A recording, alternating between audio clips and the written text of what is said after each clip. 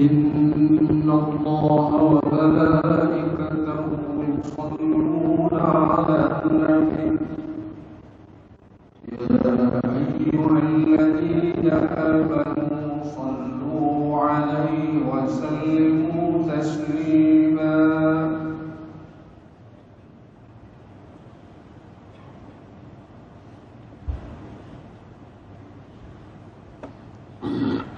اللهم صل على محمد اللهم صل على سيدنا محمد اللهم صل على سيدنا محمد وعلى آل سيدنا محمد. السلام عليكم ورحمة الله وبركاته.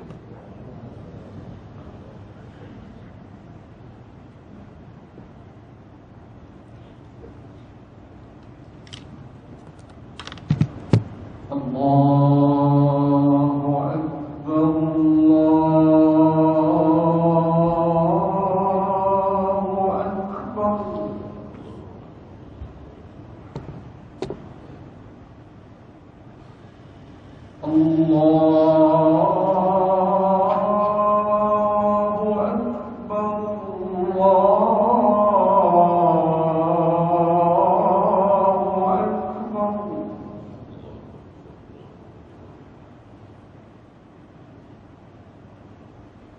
أشهد أن لا إله إلا الله.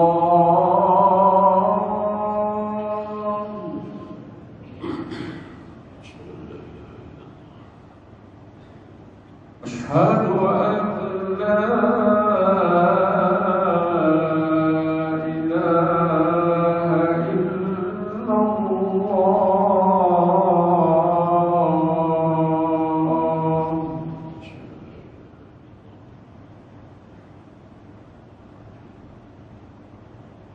أشهد أن محمدًا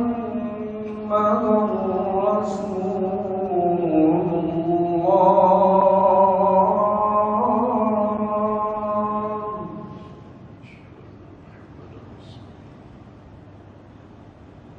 أشهد أن محمدًا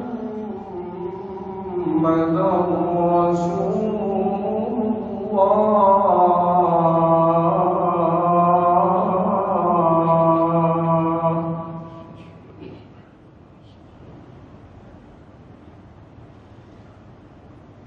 حي على الصلاة.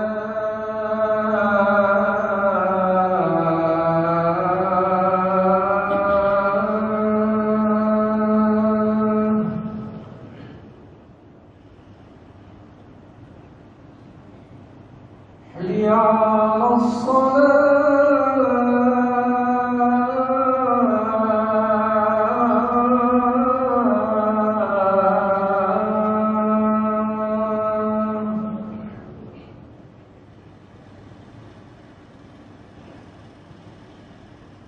حي على الفلاح.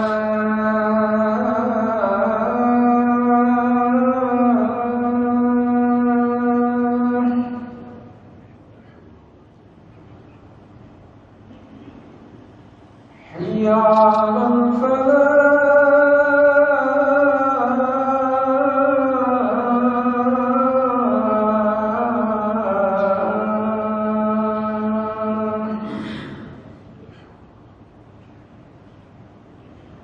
الله أكبر الله أكبر. لا إله إلا الله.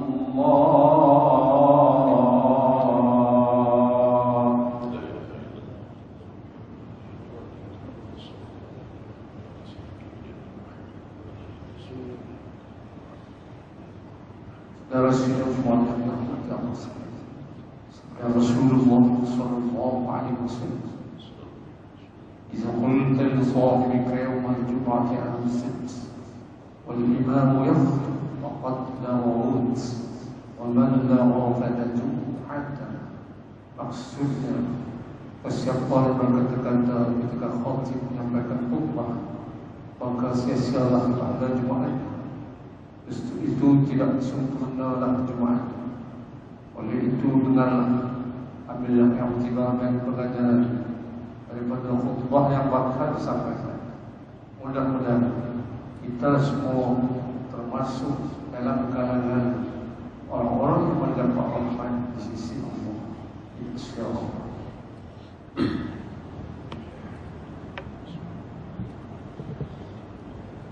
الحمد لله الذي جعل الموت استراحة للمؤمنين من تعب الدنيا بعدما كانوا يعبدون الله لنيل السعادة العليا. أشهد أن لا إله إلا الله وحده لا شريك له، وأشهد أن سيدنا محمدا عبده ورسوله. اللهم صل وسلم على سيدنا محمد وعلى آله وأصحابه أجمعين. أما بعد، فيا عباد الله، اتقوا الله أوصيكم وإياي بتقوى الله، فقد فاز المتقون. قال الله تعالى: أعوذ بالله من الشيطان الرجيم، بسم الله الرحمن الرحيم. يا أيها الذين آمنوا اتقوا الله ولتنظر نفس ما قدمت لغد واتقوا الله إن الله خبير بما تعملون. صدق الله العظيم.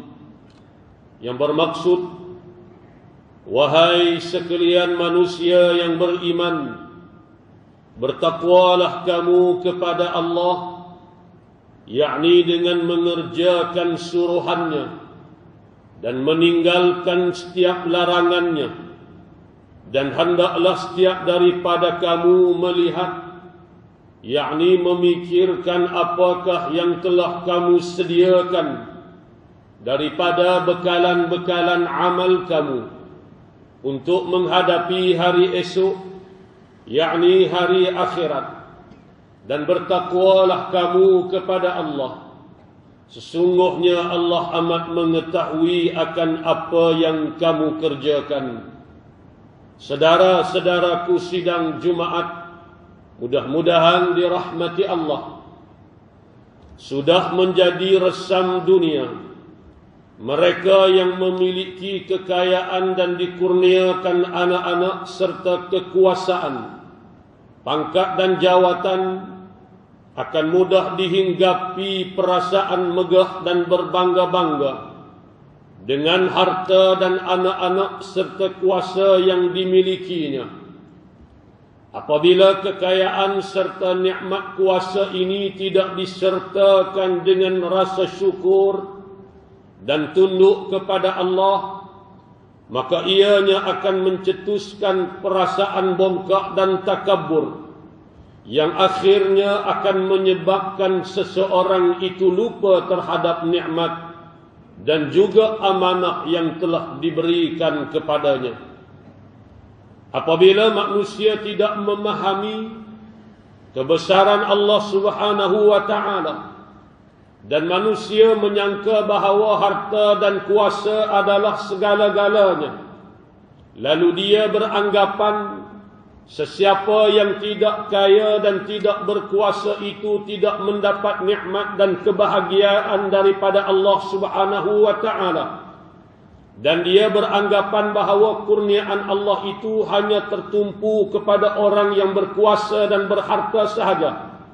Maka itu adalah tanggapan yang salah sama sekali. Inilah sikap yang ditunjukkan oleh Bani Israel ketika mereka meminta Nabi mereka berdoa memohon kepada Allah agar dilantik seorang raja di kalangan mereka. supaya mengetuai mereka untuk memerangi Raja Jalut yang zalim.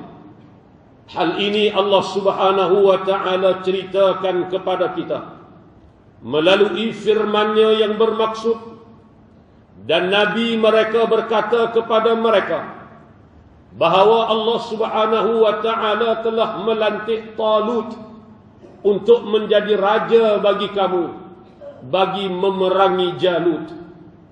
Lalu mereka berkata, bagaimana mungkin dia mendapat kuasa untuk menjadi raja kami, sedangkan kami lebih berhak dengan kuasa pemerintahan itu berbanding dia. Dan dia, yakni Talut, tidak pula memiliki harta kekayaan sedikit pun. Lalu Nabi mereka berkata, sesungguhnya Allah telah memilih Talut untuk menjadi raja bagi kamu, dan Allah juga telah mengurniakan kepadanya kelebihan dalam bidang ilmu pengetahuan, serta diberikan kepadanya tubuh badan yang gagah perkasa. Dan ingatlah, Allah jualah yang memberikan kuasa pemerintahan kepada sesiapa yang dikehendakinya, dan Allah maha luas rahmatnya, lagi meliputi ilmunya. Surah Al-Baqarah ayat ke-247. Saudara-saudaraku sidang Jumaat yang dikasihi, keengganan Bani Israel untuk mengiktiraf Talut sebagai raja mereka hanyalah disebabkan kerana Talut bukan dari kalangan hartawan. Bahkan Talut tidak memiliki sedikit harta pun. Kerana pada tanggapan Bani Israel, sesiapa yang mahu menjadi pemimpin mereka mestilah daripada kalangan hartawan.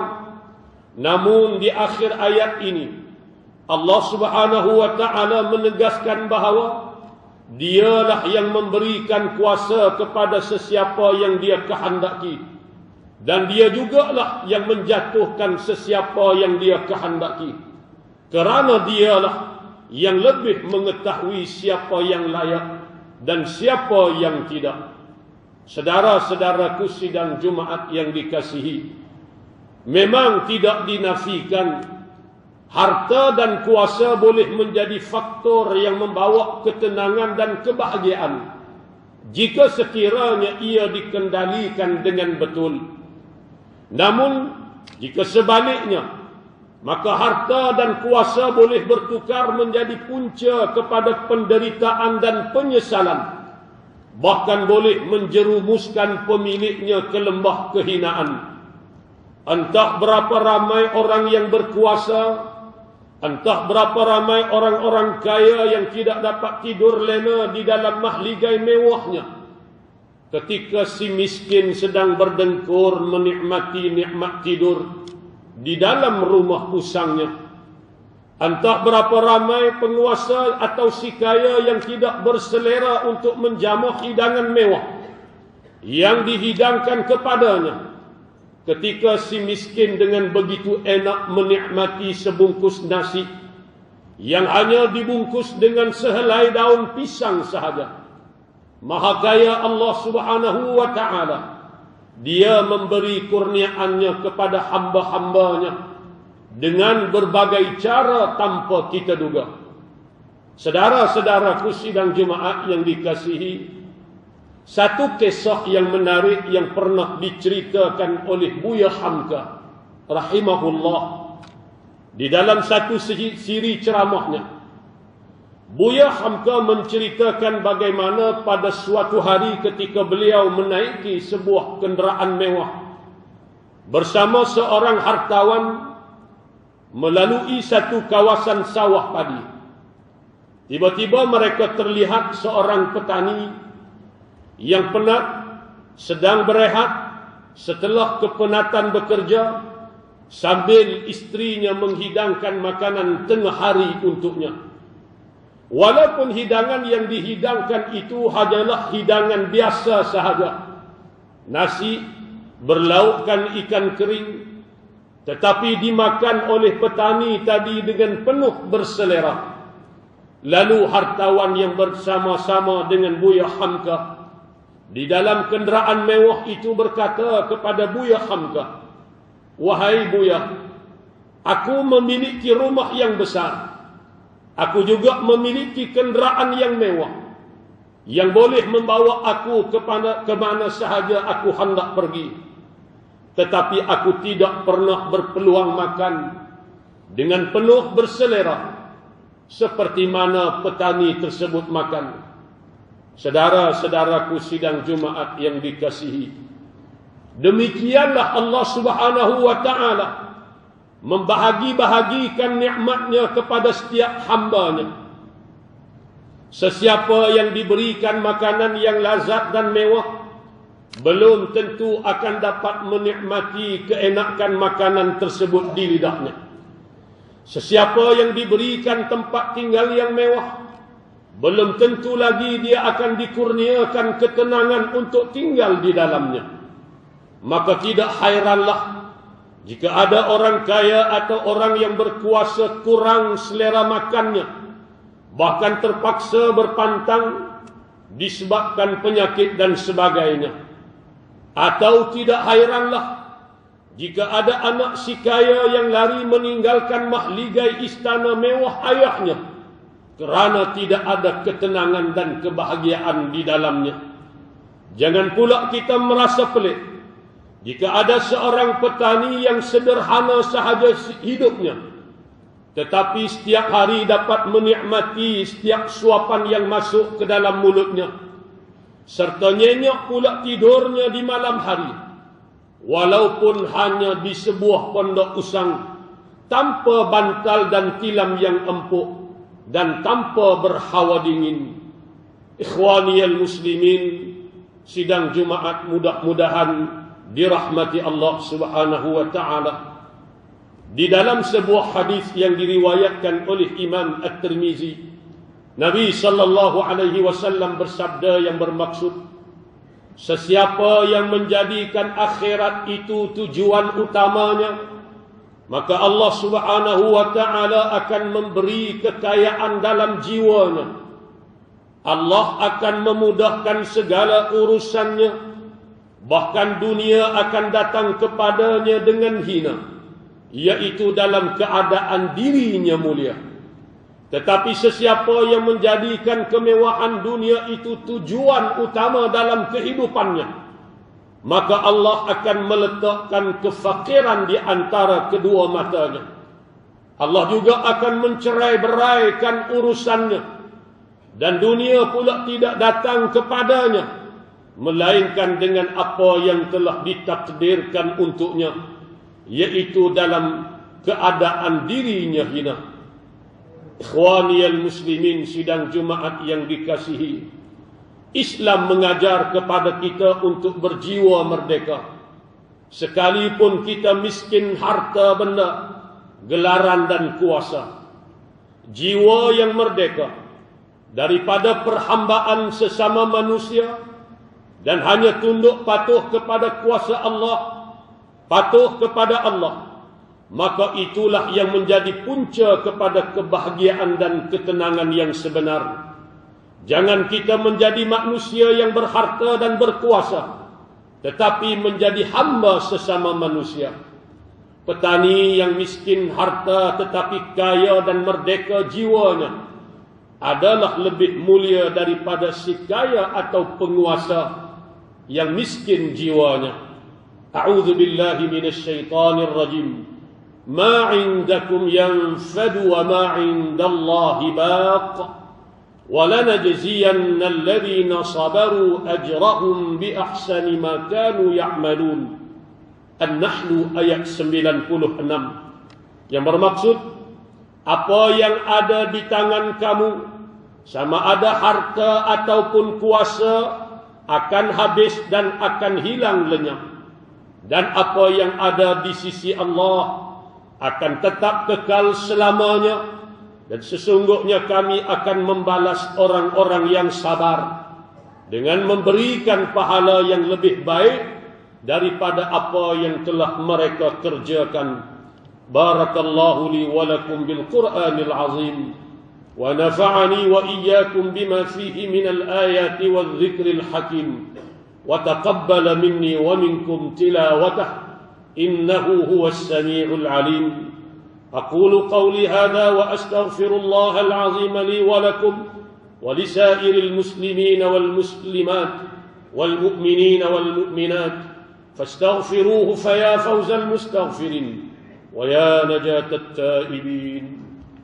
اللهم صل وسلم وزد وانعم وتفضل وبارك بجلالك وكمالك على خير عبادك واشرف عبادك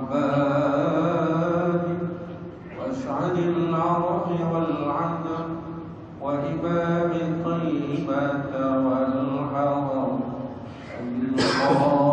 القاسم سيدنا ومولانا محمد وسلم ورضي الله تبارك وتعالى عن كل الصحابة رسول الله أجمعين. الحمد لله حمدا كثيرا كما أمر. أشهد أن لا إله إلا الله وحده لا شريك له وأشهد أن سيدنا محمدا عبده ورسوله. اللهم صل وسلم على عبدك ورسولك محمد وعلى آله وصحبه ومن تبعهم بإحسان إلى يوم الدين. أما بعد، فيا عباد الله اتقوا الله أوصيكم ونفسي بتقوى الله فقد فاز المتقون. قال الله تعالى: أعوذ بالله من الشيطان الرجيم. يا أيها الذين آمنوا اتقوا الله ولتنظر نفس ما قدمت لغد واتقوا الله إن الله خبير بما تعملون. وقال تعالى: ولم يزل قائلا عليما وآمرا حكيما. إن الله وملائكته يصلون على النبي يا أيها الذين آمنوا صلوا عليه وسلموا تسليما. اللهم صل على سيدنا محمد وعلى آل سيدنا محمد كما صليت على سيدنا إبراهيم وعلى آل سيدنا إبراهيم وبارك على سيدنا محمد وعلى آل سيدنا محمد كما باركت على سيدنا إبراهيم وعلى آل سيدنا إبراهيم في العالمين إنك حميد مجيد. وارض اللهم عن الخلفاء الراشدين ساداتنا أبي بكر وعمر وعثمان وعلي وعن بقية الصحابة والقرابة والتابعين ومن تبعهم بإحسان إلى يوم الدين. اللهم اغفر للمسلمين والمسلمات والمؤمنين والمؤمنات الأحياء منهم والأموات إنك سميع قريب مجيب الدعوات ويا قاضي الحاجات. اللهم إنا نسألك أن تؤيد الإسلام والمسلمين وأن تعلي بفضلك كلمة الحق والدين. اللهم اهدنا سبل السلام وأخرجنا من الظلمات إلى النور وجنبنا الفواحش ما ظهر منها وما بطن. اللهم اكشف عنا البلاء والوباء والغلاء والفحشاء ما لا يكشفه أحد غيرك. اللهم إنا نعوذ بك من البرص والجنون والجذم ومن سيء الأسقم. اللهم إنا نعوذ بك من جهد البلاء ودرك الشقاء وسوء القضاء وشماتة الأعداء. اللهم إليك نشكو وإياك نرجو أن تدفع عنا البلاء والوباء والفتن والمحن ما ظهر منها وما بطن. حسبنا الله ونعم الوكيل ولا حول ولا قوة إلا بالله العلي العظيم. وأنت اشمل بعنايتك وتوفيقك مولانا الملك الأمين الكريم توانكو السلطان صالح الدين ابن المرحوم سلطان بدليشة وولي عهده سمو الأمير تنكو شرف الدين بدليشة ابن السلطان صالح الدين. ربنا هب لنا من أزواجنا وذرياتنا قرة أعين واجعلنا للمتقين إماما. ربنا آتنا في الدنيا حسنة وفي الآخرة حسنة وقنا عذاب النار. عباد الله، إن الله يأمر بالعدل والإحسان وإيتاء ذي القربى وينهى عن الفحشاء والمنكر والبغي يعظكم لعلكم تذكرون. فاذكروا الله العظيم يذكركم واشكروه على نعمه يزدكم واسألوه من فضله يعطكم ولذكر الله أكبر والله يعلم ما تصنعون. أقم الصلاة. الله أكبر الله أكبر.